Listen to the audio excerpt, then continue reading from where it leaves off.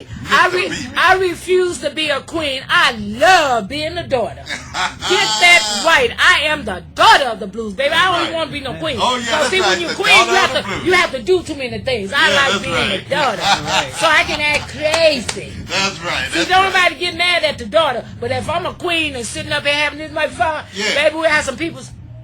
That's all right. Now, Miss Shirley King, I gotta ask you something. If you could appear on the cover of any music publication, what would that be? I'm working on that because I would like to create my own magazine. Yeah. I don't think, it's been so many great magazines, Ebony, Jet, and all those things. Yes. But a lot of them have just faded away. Yes. I would like to be a newcomer of something quite new, and I would like for it to kind of like really feature my dad and the things he's done, and then we reach back and get all the kids, because I've been blessed to start running into all of the stars that were on the show with my dad. Yeah. I've been seeing their kids popping up. Right. And I'm the old girl of the boots, but I'm still a daughter, right? Hey, and that's so all good. what I'm working on, I would like to create something for the sons and the daughters of the legend. Yes. Because so many of them kind of like have appeared, and I'm going like, that's all cool. Yeah. To be able to talk to them and find out how their life have been. Yeah. How their life have been from being daughters and sons of a legend. Yeah. Because a lot of them seem to be moving in a good direction, and I'm looking forward to that. Now, I got to compliment you. Your voice is very unique when it comes to blues, because I don't hear anybody sound like you. I want to ask you, do you have any professional training? I do, because I have theater. Yes. I can't lie. I went to school to do acting. Yes. And when I went to Chicago, that wasn't happening too much in Chicago. Yeah. It ain't like it is now with Empire and all that. There was none of that there. Yeah. So when I couldn't find that to put in my life, I started dancing, because when you go to acting school, you learn how to sing, you learn how to dance, but really my singing came from the church. Yes. When I was in church, that's why I'm so loud. I listen to myself on Facebook Live, and sometimes I go, oh my God. Yeah. But I'm loud. My voice carries. Yeah. So you had to have that in church, because we didn't have microphones and all that. And when you sing, in order to make somebody shout, they have to hear you. Yeah. And so I guess that's what happened with this loudness that comes. But yeah. I have traveled all over the world, and the only thing, I've never had anybody to say to me how good a singer I am, but I've never been denied that saying, oh my God, you got a great voice. And I'm going like, what does that mean? Does that mean I can sing? Or what does that mean? But I'll take it, okay? It's good to be recognized doing something that other people are not. Yeah. So if it's my voice that makes me who I am, I'll take it. Yeah. And you know what? Me and super producer Mr. Steve Beckman, we looking forward to working with you in the future and continue working with you, because we got a big family up here in the We Want the Blues show. I hear you. And also, I want to ask you, do you credit the internet for your success? Oh my God, yes I do. You see, now I got to cut my phone off because people can't get on the answering service and they calling me direct. I'm like, not now, so I'm cutting the phone off. But I credit it a lot, because when my dad passed and the family was busy fighting and everybody is busy fighting over what my dad left behind, I turned to the internet, and I went straight to Facebook, because some strange reason I learned how to really work it, and I learned every day more and more how to do it. And when I got this Facebook thing going, it helped me a lot. And I have stayed connected to my dad fans, my fans, I mean worldwide. I don't just talk to people over here. I talk to people overseas. So it's been an honor to be on Facebook. What advice would you give an inspiring artist out there who's looking up to you? Because there's a lot of them out there. Well, one thing I always tell people, I just got through talking to a young lady about 3 days ago, and the guy that recommended her to talk to me, he was impressed how good she could sing and blah, blah, blah. And she was. She had a good voice, and really good voice. Yes. And when she was singing, I wasn't getting what I wanted. And I just had to break down and go to doing some TV lessons. Like, excuse me, a good voice is for the studio. Right. When you going to be on that stage, baby, be a good performer. Exactly. So if you singing me a song, make me want to listen to you. Right. Because sometimes I go on Facebook or either YouTube. I go on YouTube, and when I'm listening on YouTube and I have to keep clicking to find something is missing. But when I find somebody that's got that right stuff, I'll sit there and listen to the whole thing. Yeah. So I think a lot of singers sometimes got to play with the mirror. Go out on the street corner and sing. I told her this. Go out there and test yourself out, because if you're as good as you think you are, see, you're saying you're good, but I don't know anybody that's saying you're good. So let's do it like this. I'm going to suggest you a song that I want you to sing, because I have a good ear, you know, and so when I'm listening to somebody sing, I can kind of listen a little bit and hear what I think would be really cool for them. So I asked her to sing a song, and when she went to singing it, I heard more what I would want to hear. Yeah. I say, now what you got to do, you might have been on karaoke, people tell you how good you are, but see, go out there and test your stuff out on the street. Stand on the street corner. Right. You know, we have college kids that's taking music in university. They go out there on the street and play their instruments, not so much as for the tips, but to get that reaction going. Because you could be the best singer in the world and get on the stage and people be sitting there going to sleep. You know, we like to, right at this point, I want to do something special. I want to give a moment of silence for Mr. B.B. King, and I also want to give a moment of silence to my late auntie, who was a great singer, who the last time I saw her, she was singing The Thrill Is Gone when she was in her hospital bed. And I'm going to share that post of her on Facebook pretty soon, and on the We Want the Blues show. And her name is Miss Anna Mae Macbeth. So a moment of silence for my auntie and Mr. B.B. King.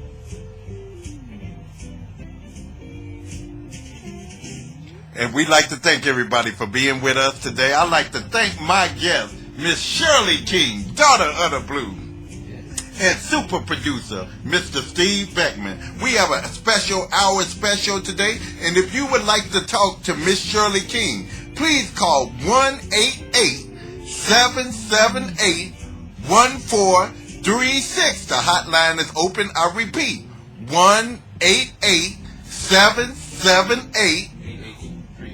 I'm sorry, y'all. I had too much barbecue before I got here. I'm going to say it again. 1-888-778-1436. Now, Miss Shirley King, I'd like to ask you something else. What would you say is unique and special about you? We know who B.B. King is, and a lot of people know who Shirley King is. So for those who are just tuning in, who are new fans today, what do you say about that?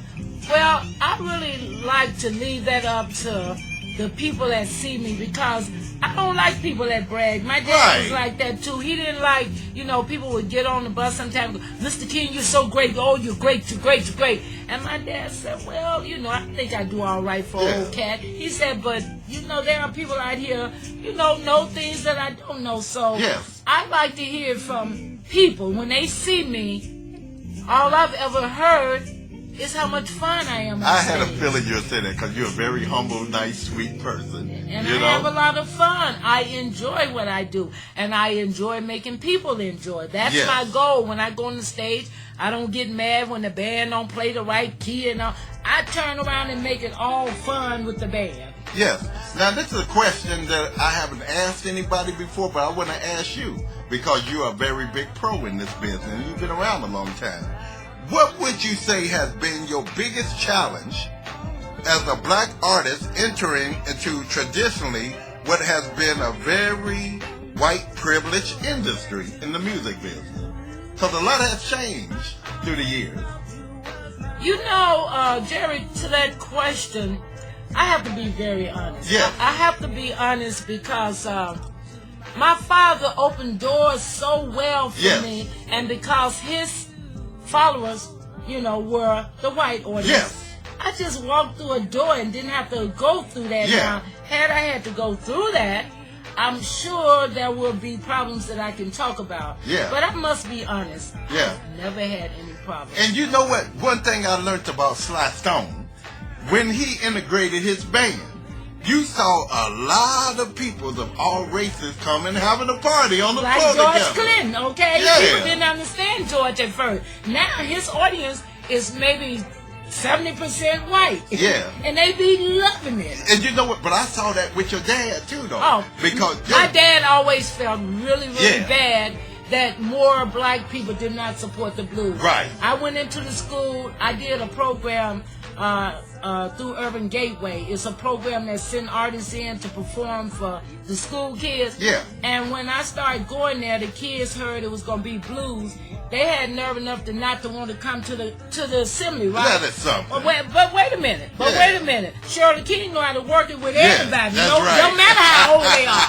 And so when I went in there, and the kids that had to come was sitting in there, and I got to doing my thing, and I realized, don't go in there and depress these kids, because as a kid, I know how I felt. Yeah. So I went in there and went to doing they dance and being all lively.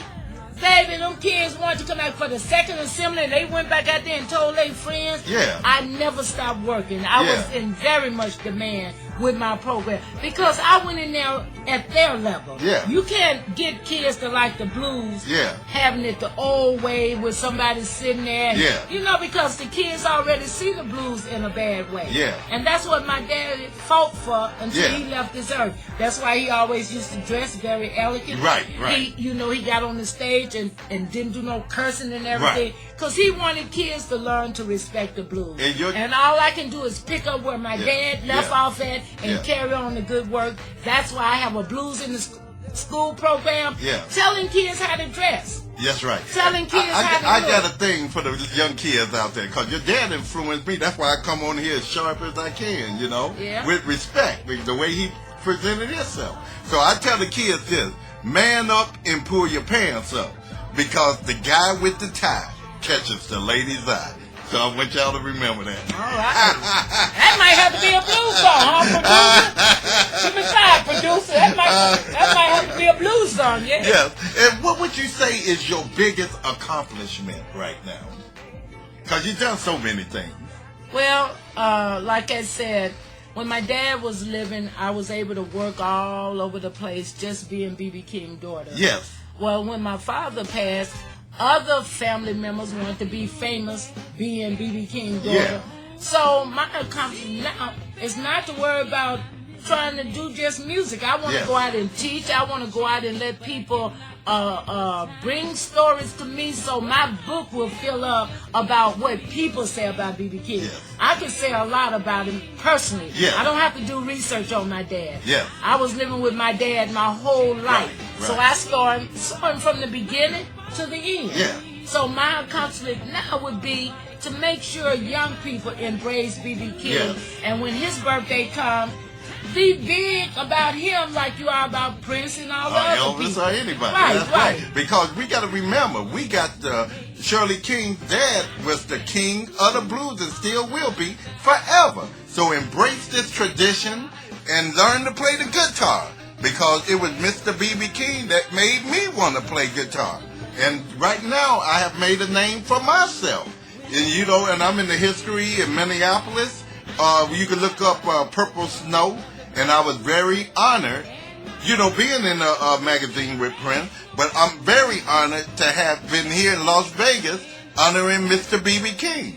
You know, so it's a blessing. I didn't make it happen, but it's something God wanted me to do, and I believe Mr. King has something to do with that too. That's why we are destined to be here tonight together with the daughter of the blues and super producer, Mr. Steve Beckman. How has B.B. King influenced you, Mr. Steve Beckman? Well, I just hear that's all I heard growing up, B.B. King. Yeah. Oh, I'm sorry. That's all I heard growing up was B.B. King music. Yeah. And, just the music period, it allowed me to learn different styles of music. Yeah. You know, I didn't really get into blues, but I understood it. Yeah. Because I heard it, you know. Right. And like I was telling you, you know, once I can just listen to music and put it together, but to have that feeling that B.B. King had, I'm scared. But you know what I like about Shirley, though? When I heard her voice, Oh. I didn't even think about B.B. King.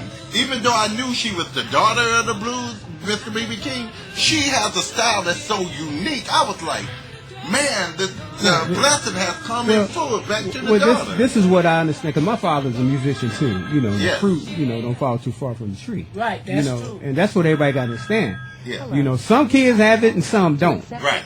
You got it. That's right, she got it. All right? I don't know. I just know you. I don't know about your siblings. And we have But you another got it. caller As at this a time. producer, I'm just telling you what I know. And as a producer, I will take it because guess what? I am out to make a name musically for myself. Yeah. When I'm on the radio station, I want people to play Shirley King music, but you can put some of B.B. King in there too. You got to. Miss King, we have a caller on the phone. You're online with Shirley King. Go ahead. This is Stan Mosley, Shirley King. Oh no, another Southern Soul guy. There you go, Steve. Hey. Welcome, Stan. That's my brother. That's been a long time brother of mine. This Yeah. man have been tearing up all kind of things through Malaco. Now he out here with his own record label. This is Stan Mosley. You gotta We check gonna him get out. Welcome, with Mr. Mr. Stan. Southern Soul all the way, baby. Yeah. I'm Jerry Wilson. Welcome, Stan.